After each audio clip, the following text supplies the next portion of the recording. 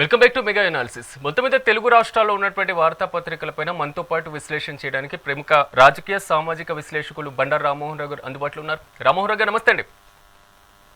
రామ్మోహన్ రావు గారు, ఎలా చూడాలి? నిన్న తెలంగాణ అసెంబ్లీ సమావేశాలు జరిగినాయి, బీఎస్సీ సమావేశం జరిగింది, మాజీ ముఖ్యమంత్రి హాజరయ్యారు, ముఖ్యమంత్రి వెళ్లి మాజీ సీఎంకు కరచాలనం చేయడం, ఈ మొత్తం కూడా ఒక ఆసక్తికరమైనటువంటి పరిణామంగా సాగినటువంటి పరిస్థితి అయితే కనబడింది. సో వచ్చేటువంటి హాజరయ్యేటువంటి రోజు నిన్నకే పరిమితం అవుతుందా, లేదా మళ్ళీ ఏదైతే ఈ సెషన్స్ ఉన్నాయో మొత్తం సెషన్స్కి మాజీ సీఎం హాజరవుతారా అనే దానిపైన ఉత్కంఠ కొనసాగుతుంది. ఎలా చూడాలంటారు నిన్న అసెంబ్లీలో జరిగినటువంటి సంఘటన? సిరాజ్, మీకు అట్లాగే మెగా న్యూస్ ప్రేక్షకులు నమస్కారం. నిన్న ఒక రకంగా చెప్పాలంటే అద్భుతమైన వాతావరణం. నేను ముఖ్యమంత్రి రేవంత్ రెడ్డి గారిని అభినందిస్తున్నాను, మీకు ఆహ్వానిస్తున్నాను. నిన్నటి సభలో జరిగిన మొదటి విశేషాలు, ఎందుకంటే ఎట్లాగో సార్ వస్తారని పాట పాడుకున్నా, వచ్చారు కూడా, వెళ్ళారు. కానీ నిన్న రేవంత్ రెడ్డి గారు అనూహ్యంగా మరి ప్రతిపక్ష స్థానం నాయకుడి స్థానం దగ్గరికి వెళ్ళి వారికి నమస్కారం పెట్టి వారి ఆరోగ్య విషయాలు వాకప్ చేయడం మంచిది అనుకున్నాను. ఎందుకంటే ఇది కదా జరగాల్సింది. అట్లాగే దానికి అనుగుణంగానే ముఖ్యమంత్రి ఎదురు రాగానే తన స్థానం వద్దకు వస్తుండగానే వెంట కేసీఆర్ గారు లేచి నిలబడడం బెంచ్లో నుంచి, అట్లా ఇద్దరు కూడా పరస్పరం కరచాలనం చేసుకున్నారు. మంచిది అంటున్నాడు. ఇది ఓ రకంగా చెప్పారంటే సభా సాంప్రదాయాలను గౌరవించడం అంటున్నాడు.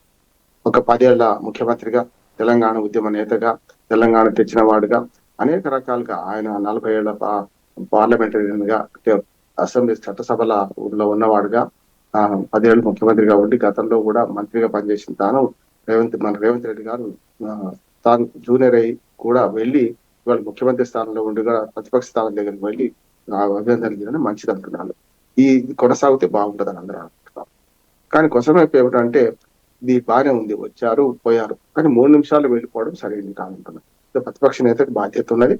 ఇదంతా బాగానే జరిగింది, కానీ కనీసం సంతాప తీర్మానాల వైపాన వారికన్నా ఉంటే బాగుండేది అనిపించింది నాకైతే. ఎందుకంటే పోయిన వాళ్ళు అందరూ మంచోళ్ళే, ఉన్నోళ్ళు పోయిన వాళ్ళ తీపి గుర్తులే అని మన మనస్కవి ఆత్రేయ గారు ఎప్పుడో రాశారు. అటువంటిది అసెంబ్లీ సాక్షిగా వందలాది మంది ఎప్పుడో చనిపోయారు. 75 ఏళ్ళు అసెంబ్లీ 18 సార్లు ఎన్నికయ్యారు ఇప్పటి వరకు. అందులో చాలా మంది మొదటి అసెంబ్లీలో ఎవరు దాదాపు ఎవరు లేరు ఇప్పుడు మొదటి అసెంబ్లీలో ఉన్నవాళ్ళు. అటువంటి అప్పుడు వీళ్ళు కూడా ఎప్పుడో పోవాల్సిన వాళ్ళే కదా. మరి ఉన్నవాళ్ళు పోయిన వాళ్ళకు కనీసం సంతాప సూచకంగా చేస్తుంటే కేసీఆర్ గారు ఉండకపోవడం సరైనది కాదంటున్నాడు. అవడం మంచిదే, కానీ ఏదైతే చర్చ కూడా పెద్దగైంది వివాదాస్పద అంశం అంతకంటే లేవు. జరిగిందంతా 90 నిమిషాలు. బీఎస్సీ మీటింగ్ కూడా ఉండి 5 రోజులుగా సభ 10 రోజులు జరపాలని డిమాండ్ చేసి వాళ్ళు ఉంటే బాగుండేది. సరే, మొదట మాత్రం నేను రేవంత్ రెడ్డి గారిని అభినందిస్తూనే, తర్వాత కూడా ఆయన ప్రెస్ మీట్ లో చిట్ చాట్ లో కూడా ఆయన చాలా గుందాగా వ్యవహరించారు. ఎట్లా అంటే, ఏదైతే మరి మధ్యనే వెళ్ళిపోయారు కదా వారని చెప్పి, ఇప్పుడు మీరు ఏం మాట్లాడుకున్నారంటే వారిని అడగండి, వారు ఎందుకు వెళ్ళిపోయారు నాకేం తెలుసు, వారిని అడగండి అన్నారు. ఎక్కడ కూడా పరీక్ష పద్ధతి వాడలేదు. అంటే గత ఘర్షణ అంటే మాటల మంటలను తగ్గించినట్టు లెక్క. నేను అసెంబ్లీ సాక్షిగా మనందరం కూడా మంచి వాతావరణం చూసినా ఇది కొనసాగాలని కోరుతున్నాం. రెండవది, మనకు బీజేపీ సభ్యుడు వెంకటరమణారెడ్డి గారు కూడా ఈ శాసనసభ్యులందరికీ కూడా ఒక మంచి సూచన చేశారు. మీరు బయట మాట్లాడుకుంటున్న మాటలు అసహ్యంగా ఉంటున్నాయి, మరి సభలో ఇట్లా ప్రవర్తించకండి, దయచేసి ఇవాట్లాగానే ఉంచండి, మంచిది అనుకుంటూనే మొట్టమొదటిసారి ఎమ్మెల్యేలకు గెలిచిన వాళ్ళకి మాకు మీరు సందేశం ఏమిస్తారు అని కూడా ఆయన కొంచెం చురకంటించారు.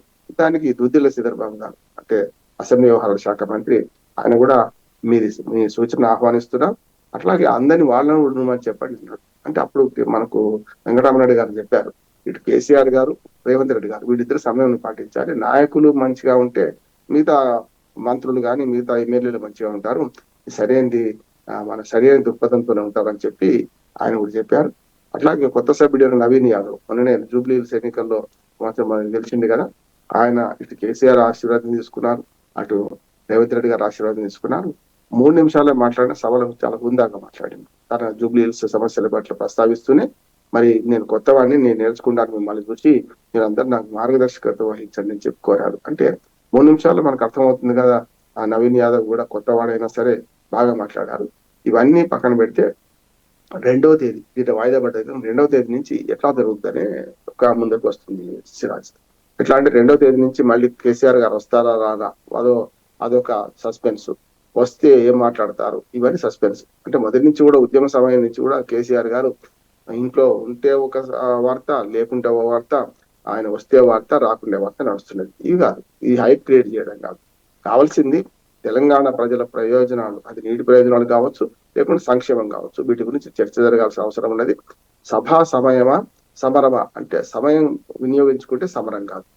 అట్లాగే చర్చలో రచ్చ కావద్దు కదా, చర్చలు ఉండాలి. కనుక ఎవరి ఆధిపత్య ధోరణి ఏమిటి అని చర్చ జరిగితే నష్టమే జరుగుతుంది. ఉదాహరణకు రేపు కృష్ణా జలాల వివాదం ఉందనుకోండి, దాంట్లో మీరు 10 ఏళ్ళుగా ఏం చేశారని వీళ్ళు ప్రశ్నించి, మీరు 2 ఏళ్ళుగా ఏం చేశారని వీళ్ళు పాటు ప్రశ్నిస్తే లాభం లేదు, దానివల్ల ఏమి తీరదు.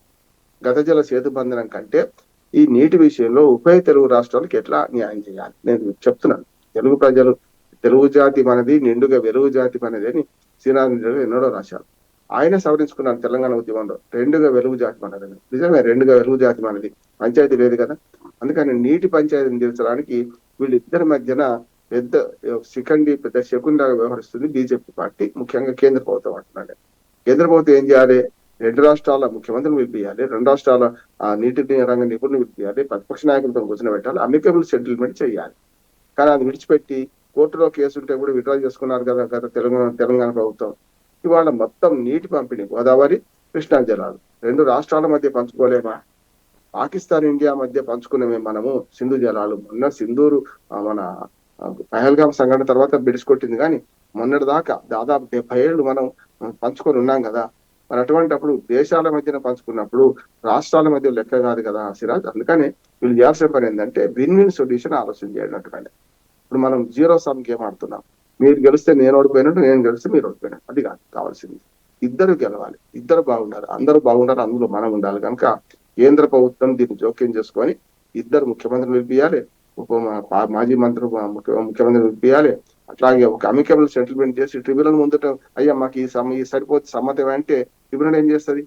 ఇప్పుడు దేవి మియా రాజీ హోతో కాజీ క్యా కర్తే అంటే పురోహితుడు ఏం చేస్తాడు? కనుక ఇక్కడ చేయాల్సిన పని ఏంటంటే ఇద్దరిని ఒప్పించి 2 రాష్ట్రాల ప్రభుత్వాలను కూర్చొని అమికబుల్ సెటిల్మెంట్ చేయడం ద్వారా మాత్రమే సాధించుకోవచ్చు. లేకపోతే అసెంబ్లీ సాక్షిగా 10 ఏళ్ల వైఫల్యం మీదని, 2 ఏళ్ల వైఫల్యం మీదని వీళ్ళ పరస్పరం కొట్టాడుకుంటుంటే మధ్యన బీజేపీ సన్నాయి నొక్కుతుంటే లాభం లేదు.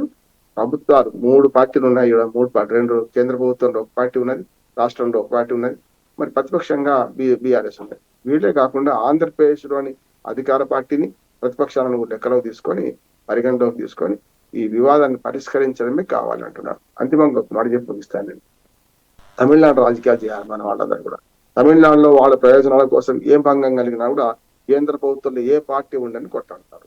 మన వాళ్ళు వీళ్ళు అంటే మీరు కొట్లాడుకొని దోనోలు అడేతో తీనొక ఫైదా హోతా అని రాష్ట్రంలో ఉన్న ప్రతిపక్షాలు, అధికార పక్షం కొట్లాడుకొని ఎదుటి వారికి అవకాశం ఇచ్చినట్టు కాకుండా అందరూ కూడా తెలంగాణ రాష్ట్ర ప్రయోజనాలతో పాటు ఆంధ్రప్రదేశ్ రాష్ట్ర ప్రయోజనాలు కూడా రెండు ఆలోచించి 2 రాష్ట్రాలకు ఎట్లా న్యాయం చేయొచ్చు, ఉన్న నీళ్లు ఎట్లా పంచుకోవచ్చు. నీళ్లు ఉన్న దగ్గర గోదావరిలో అదే సమస్య ఉంది, నీళ్లు లేని మన కృష్ణా నదిలో అదే సమస్య ఉంది.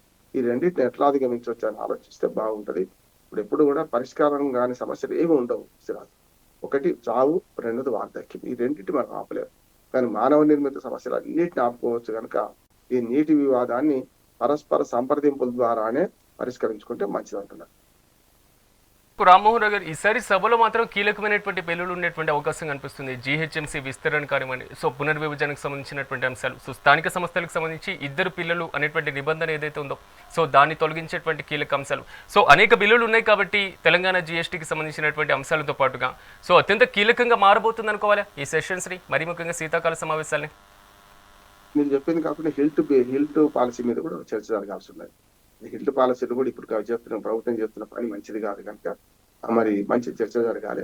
హిల్ట్ భూములను మనం ఏదైతే పారిశ్రామిక ప్రాంతాలకు కేటాయించిన భూములు వెనక్కి తీసుకోవడం ఎట్లా, దాన్ని అమ్మడం కంటే దానిలో ప్రజా ప్రయోజనాల కోసం దాని భూమిని ఎట్లా ఉపయోగించడం, ఆసుపత్రులు కానీ, పార్కులు కానీ ఇతరత్ర చేయడం ఎంత అవసరం, అమ్ముకోవడం సరైనది కాదు అనే విమర్శ వస్తున్నది.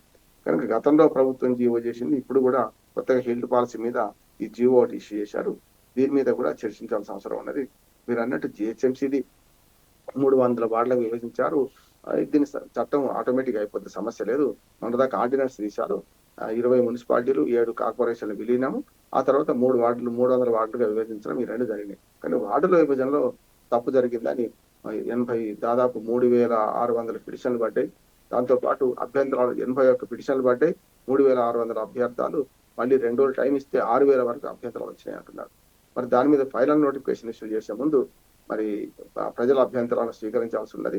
అందుకని చట్టంగా మార్చే ముందే ఈ ఫైనల్ అభ్యంతరాలు స్వీకరించిన తర్వాత చేస్తే బాగుంటుంది అంటున్నాను. నేనైతే చట్టంగా మారుతుంది, కానీ బార్డర్ విభజన మాత్రం మరొకసారి పునరాలోచించుకోవాలి. రెండోది ఏంటంటే మీరన్న మిగతా 9 బిల్లుల కోసం ఈ ప్రయత్నం చేస్తున్నారు. 4 రోజులు సభ జరుపుతారట. 2, 3, 4, 5 4 రోజులు సరిపోదు.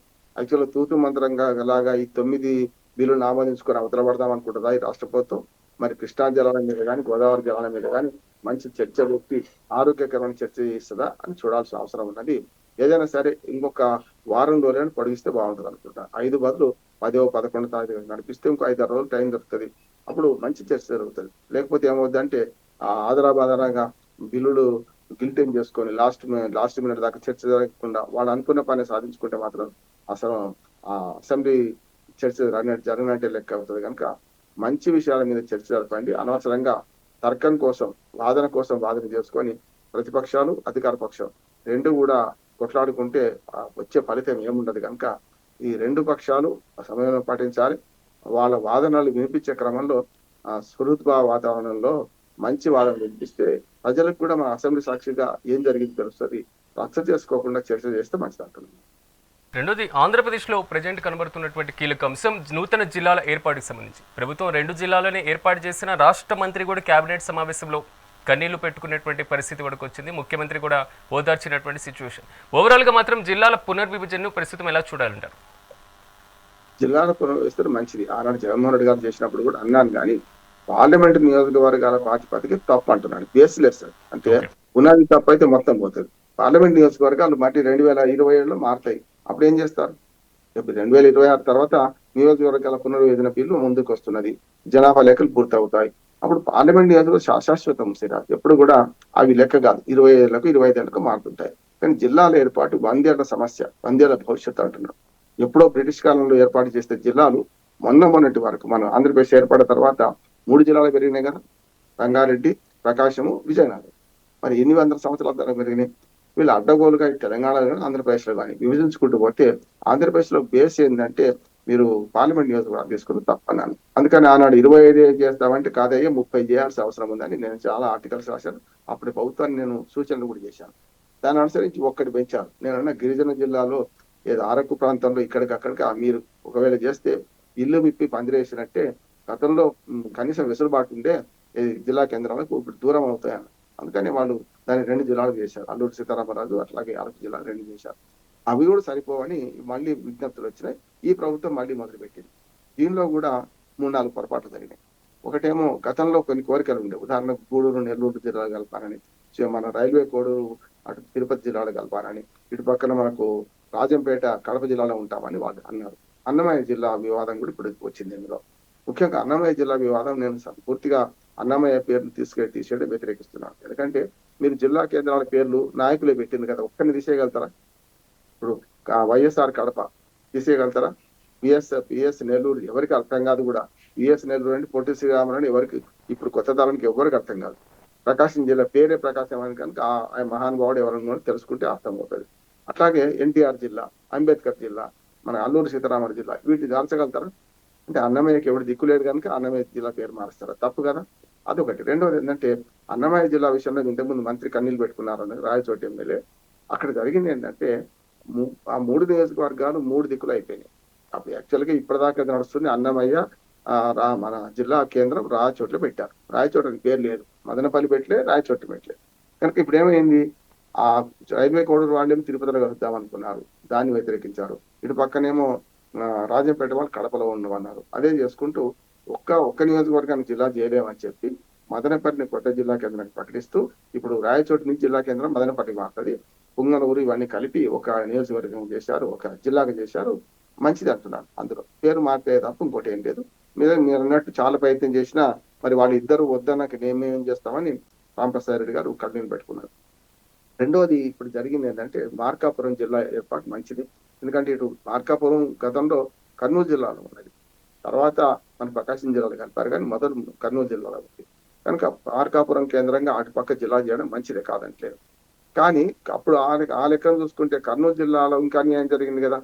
ఆదోని జిల్లా కేంద్రం చేయాలని ఇప్పటికి కూడా అప్పటి నుంచి జగన్మోహన్ రెడ్డి గారి పై నిధుల యోజన చేసినప్పటి నుంచి మొత్తుకుంటున్నారు. ఇప్పుడు ఆందోళన చేస్తున్నారు. నేను పూర్తిగా సమర్థిస్తున్నాను. ఎందుకంటే భౌగోళికంగా ఆ ప్రాంతాలన్నీ నేను తిరిగిన వాడిగా, ఒక్కొక్క నియోజకవర్గంలో రోజుల తరబడి ఉన్నవాడిగా చెప్తున్నాను. ఇది ఒకటే కాదు, ఆంధ్రప్రదేశ్ మొత్తం అంటున్నాను. అట్లా చూసుకుంటే మీకు ఆ నేషనల్ హైవే పక్కనున్న, అంటే అటుపక్క ఇటుపక్క కర్నూలు జిల్లాను కన్యాకుమారి టు కాశ్మీర్ పోయే 44 నేషనల్ హైవే చీరుస్తుంది. ఇటుపక్క పడమటి పక్క తూర్పు పక్క ఉన్న కర్నూలు, నంద్యాల 2 జిల్లాలు చేశారు కదా. మరి అటువంటి వాడు పడమటి పక్కన ఉన్న మొత్తం మంత్రాలయం నుంచి మొదలుకొని మనకు ఆదోని వరకు ఒక్కటే అంత కర్నూలు జిల్లాలో ఉంది కదా. ఎందుకు ఉండాలి అట్లా? కనుక ఆ జిల్లాలు ఎట్లా చేద్దాం అనుకున్నప్పుడు కొంత మన వాళ్ళ ఆలోచనలు వెసులుబాటు తీసుకోవాలి. ముఖ్యంగా ఆదోని జిల్లా కేంద్రంగా అటుపక్క గుంతకల్ కూడా కలుపుకొని నష్టమైంది. గుంతకల్ వాళ్ళు కూడా ఆదోని జిల్లా కేంద్రం అంటే వస్తారు. వాళ్ళకి ఏం నష్టం కాదు. రైల్వే సౌకర్యం ఉంది, అన్ని రకాల సౌకర్యం ఉన్నాయి. పత్తికొండ కానీ ఇవన్నీ కూడా, డోన్ కానీ, ఈ నియోజకవర్గాలు అన్ని కలిపి ఒక జిల్లాలో చేయొచ్చు. అప్పుడు కర్నూలు జిల్లా, కర్నూలు దగ్గరగా ఉన్న ప్రాంతాలు ఉంటాయి. అంటే భౌగోళికంగా బదులు రాజకీయంగా ఆలోచన చేస్తున్నారు వీళ్ళందరూ కూడా. దానివల్ల సమస్య వస్తుంది. జిల్లా కేంద్రాల ఏర్పాటులో ఎప్పుడు 50-60 కిలోమీటర్ల దూరంగా కంటే ఎక్కువ దూరం జిల్లా కేంద్రం ఉండకుండా ఉంటే బాగుంటుంది అన్న ఉద్దేశం. అందుకని జిల్లాల ఏర్పాటులో పార్లమెంటు నియోజకవర్గాల ప్రాతిపదికే తప్పు. అట్లాగే రాజకీయం కోసం రాజకీయం చేస్తున్నారు కనుక ఇది కూడా తప్పే అంటున్నాను నేను. ఏదైనా సరే ఇప్పుడు 2 జిల్లాలు పెరిగినాయి. అటు పోలవరం కూడా పెరిగింది. మార్కాపురం ఒకటి, పోలవరం జిల్లా కూడా పెరిగింది. అది గిరిజన ప్రాంతాలకు న్యాయం చేసినట్టు అవుతుంది, మంచిది అంటున్నాను. మొత్తం మీద 26 కాదు 25 జిల్లాలు అయినాయి. ఈ జిల్లా కేంద్రాల ఇంకా కొన్ని కోరికలు ఒక ఆదోని మిగిలిపోయింది. మిగతా అంతా పెద్దగా సర్దుకున్నది. మిగతా వాళ్ళందరూ సంతోషంగానే ఉన్నారనుకుంటున్నాను నేను. ఈ జిల్లా కేంద్రాల ఏర్పాటులో మరింత కసరత్తు చేయాల్సిన అవసరం ఉందని నేను అనుకుంటున్నాను. ముఖ్యంగా జిల్లాలకు సంబంధించి మౌలిక సదుపాయాలు ఆల్రెడీ ఏర్పాటు చేసినటువంటి జిల్లాలోనే ఇప్పటి వరకు పూర్తి స్థాయిలో జిల్లాలకు సంబంధించినటువంటి కార్యాలయాల నిర్మాణం చేపట్టినటువంటి పరిస్థితి కనబడింది. కాబట్టి ఇప్పుడు ఏర్పాటు అవుతున్నటువంటి జిల్లాలకు మౌలిక సదుపాయాలకి ఎంతవరకు ప్రాధాన్యత ఇవ్వాలంటారు? అసలు జిల్లా కేంద్రానికి ప్రజలు పోకుండా పాలనా వికేంద్రీకరణ జరగాలి. సరే, ఇది కూడా భాగమే. ఎందుకంటే గతంలో ఉన్న 13 జిల్లాలను 26 చేస్తారు, 26 చేస్తున్నారు, మంచిది. ఇప్పుడు జిల్లాల ఏర్పాటు 2022లో ఏర్పాటు చేశారు కదా జగన్మోహన్ రెడ్డి గారు.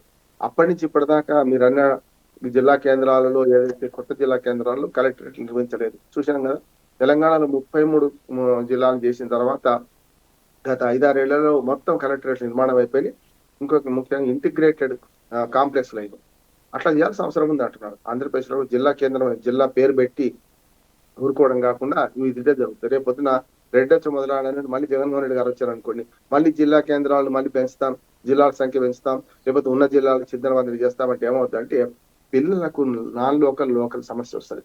అంటే ఉద్యోగులకు కూడా సమస్య వస్తుంది. దాంతో పాటు ఇప్పటికే జిల్లాల మార్పు వల్ల 2 రోజుల్లో జిల్లా మారిపోతుంది రేపు ఫస్ట్ నుంచి. కనుక ఇట్లా చూసుకుంటే ఏమవుతుందంటే రేపు వాళ్ళకు పిల్లలు కానీ విద్యార్థులకు కానీ వీళ్ళందరూ సర్టిఫికేట్ల విషయంలో లోకల్ సమస్య వస్తుంది.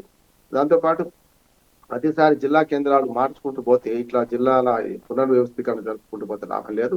100 సంవత్సరాలు కనుక ముందు ప్రణాళిక వేసుకుంటే ఇప్పుడు చేసిన జిల్లా కేంద్రాలకు చిన్న పొరపాటు జరగకుండా చూడాల్సిన అవసరం ఉంది. ఇవాళ కాకపోతే రేపు మార్చుకుంటాం.